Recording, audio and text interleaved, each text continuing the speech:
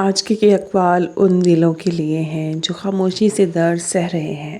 اگر آپ بھی کسی آزمائش سے گزر رہے ہیں تو یہ اقوال آپ کے دل کو سکون دیں گے۔ حضرت علی رضی اللہ تعالیٰ عنہ نے فرمایا، کسی پہ تب تک بھروسہ نہ کرو جب تک اسے اپنے لیے غصے میں نہ دیکھ لو۔ کسی کی اصلیت سامنے آنا بھی اللہ پاک کی نعمت ہے۔ دنیا تمہیں اس وقت تک نہیں ہرا سکتی جب تک تم خود سے نہ ہار جاؤ۔ حضرت علی رضی اللہ تعالیٰ عنہ۔ خوش قسمت ہے وہ انسان جس کے لیے کوئی روئے، مگر بد قسمت ہے وہ انسان جس کی وجہ سے کوئی روئے۔ کوئی نہیں دیکھتا کہ آپ کسی کے لیے کتنا کرتے ہیں، وہ صرف وہی دیکھتے ہیں جو آپ نہیں کرتے ہیں۔ جوانی کی توبہ، سردی کا وضو، گرمی کے روزے اللہ کو بہت پسند ہیں۔ اپنے دل میں اتنی نفرتیں مت رکھو، کیونکہ جس دل میں نفرت ہوتی ہے اس دل میں اللہ نہیں بستا۔ صورتیں کتنی بھی حسین ہو، سیرتوں کی محتاج ہوتی ہیں۔ دوران گفتگو محض کسی کو نیچا دکھانے کے لیے غیر ضروری تنقید احساس کمتری کو ظاہر کرتی ہے۔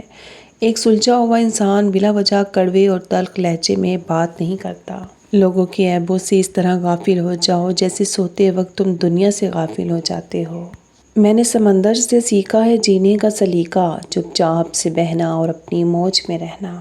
تم دشمن کے درمیان ایسے رہو جیسے ایک زبان 32 دانتوں کے درمیان رہتی ہے، ملتی سب سے ہے مگر دبتی کسی سے نہیں۔ وہ ہاتھ جنہوں نے حضرت یوسف علیہ السلام کو کنویں میں پھینکا تھا، وہی ہاتھ بعد میں ان کے سامنے بھیک مانگتے ہوئے پھیلے تھے۔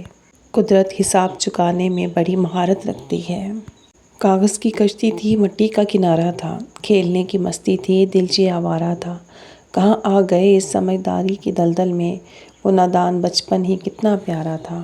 دنیا کے اس بازار میں سب کچھ مل جاتا ہے، لیکن باپ جیسا سایہ اور ماں جیسے جنت کبھی نہیں ملتی۔ کسی نیکی کو معمولی نہ سمجھیں، شاید وہی آپ کی مغفرت کا وسیلہ بن جائے۔ یا اللہ، آزمائشوں کے قابل نہیں ہیں ہم، بس اپنی رحمتوں سے نواز دے۔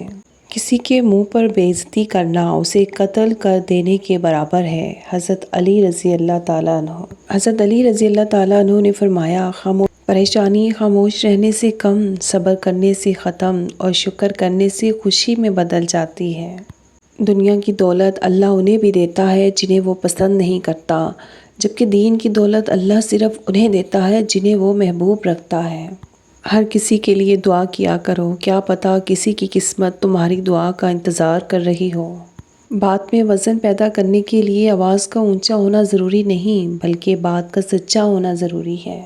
کسی کو چاہو تو دل سے چاہو، زبان سے نہیں، اور کسی پر غصہ کرو تو صرف زبان سے، دل سے نہیں۔ حضرت علی رضی اللہ تعالیٰ عنہ نے فرمایا، اچھے لوگوں کا تمہاری زندگی میں آنا تمہاری قسمت ہوتی ہے اور انہیں سنبھال کر رکھنا تمہارا ہنر۔ جو رشتے تمہیں تکلیف دیں ان سے دوری اختیار کر لو۔ تم مانگو مجھ سے، تمہارا مانگنا اچھا لگتا ہے مجھے، تم کیوں پریشان ہوتے ہو؟ کیا میری قدرت پر یقین نہیں ہے تم کو؟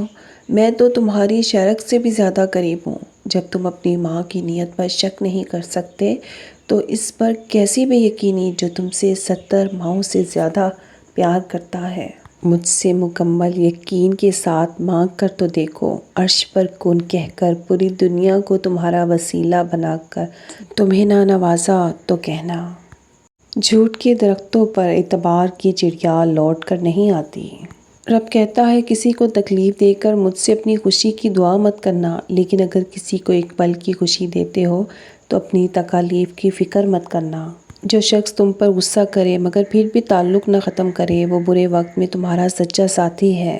حضرت علی رضی اللہ تعالیٰ عنہ نے فرمایا، تم جنت نہ مانگو بلکہ تم دنیا میں ایسے کام کرو کہ جنت تم کو مانگے۔ کسی کو ذلیل کرنے سے پہلے خود ذلیل ہونے کے لیے تیار رہیں، کیونکہ اللہ کا ترازو صرف انصاف تولتا ہے۔ انسان بھی عجیب ہے، دعا کے وقت سمجھتا ہے کہ اللہ بہت قریب ہے اور گناہ کے وقت سمجھتا ہے کہ اللہ بہت دور ہے۔ دنیا کا سب سے خوبصورت پودا محبت کا ہوتا ہے، جو زمین میں نہیں بلکہ دلوں میں اگتا ہے۔ حضرت علی رضی اللہ تعالیٰ عنہ۔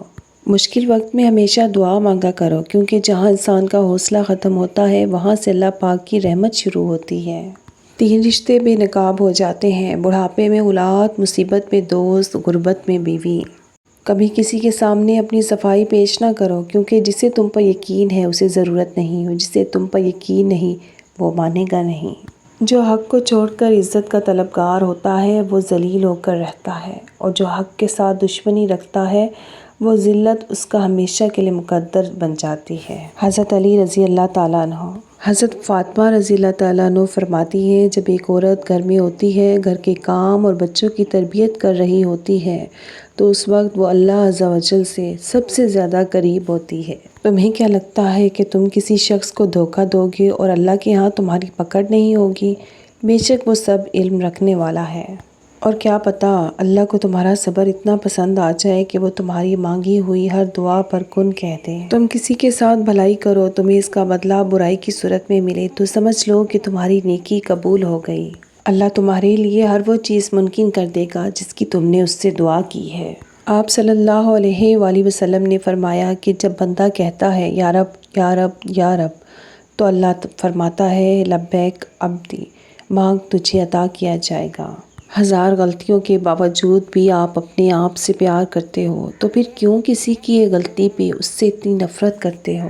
حضرت علی رضی اللہ تعالیٰ عنہ۔ تمام تعریفیں اس ذات کے لیے ہیں کہ وہ جسے توڑے اسے کوئی جوڑ نہیں سکتا، اور جسے وہ جوڑے اسے سارے توڑنے والے مل کر توڑ نہیں سکتے۔ دعا کے تین پہلو ہوتے ہیں، یا تو قبول ہوتی ہے، یا آخرت کے لیے ذخیرہ کر لی جاتی ہے، یا مصیبت کو ٹال دیتی ہے مگر رد نہیں ہوتی۔ جب اللہ سے رابطے ہوں گے تو اندھیروں میں بھی راستے ہوں گے۔ حضرت علی رضی اللہ تعالیٰ عنہ سے کسی نے پوچھا، اگر کوئی اپنا ہمیں بھول جائے تو کیا کیا جائے؟ شیر خدا نے فرمایا، کوئی اپنا ہو تو وہ کبھی نہیں بھولتا، اور جو بھول جائے وہ اپنا نہیں ہوتا۔